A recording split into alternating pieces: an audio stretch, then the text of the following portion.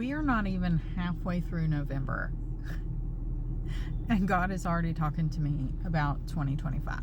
We're preparing early this year. But I wanted to share something with you about this process. The closer you are to the good things God is putting in front of you, the harder the enemy will try to get you to stop. And I know that people think that it's easier for people who seem to have a good relationship with God. They think it's just easy. Like, you just hear him and he tells you what to do and you do it and you're blessed. Congratulations. That is not how it works. Because I feel like you kind of have to get to this point where you have a blood-bought backbone and you are not going to back down. You have to get to this point where you feel the fear and you do it anyway. Because the bigger that thing is that God's trusting you with, the harder the enemy's going to try to attack you and get you to stop from doing it. For example, when I launched my first book, you would think that launch day would have been cloud nine, right? No. Launch day was one of the hardest days for me. I felt like such an imposter.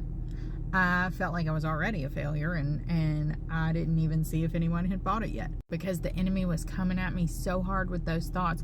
Who do you think you are writing a book? What do you have to say? What do you have to teach anybody? Nobody's going to listen to you. Nobody's going to take you seriously. Why would anybody need to listen to you? You didn't go to seminary. You didn't, you don't have the credentials for this, yada, yada, yada, yada, yada. But what I've learned through experience is that means I'm really close to something awesome. And the harder I press into that and do it anyway, the better it's going to be. The sweeter the victory. So if the enemy's coming at you today and putting all these thoughts in your head, whispering all these mean things in your ear, just know that you're on to something. And if you can push past that, if you can feel the fear and do it anyway, buckle up, because the blessing is great. With that being said, 2025 may look a little different around here.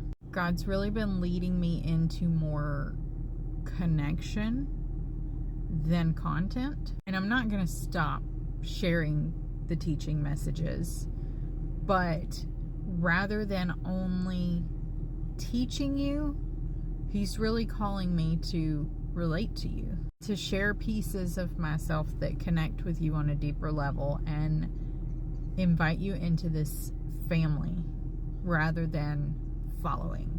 So if I disappear from your feed for a little bit, it's just because the algorithm doesn't like the change.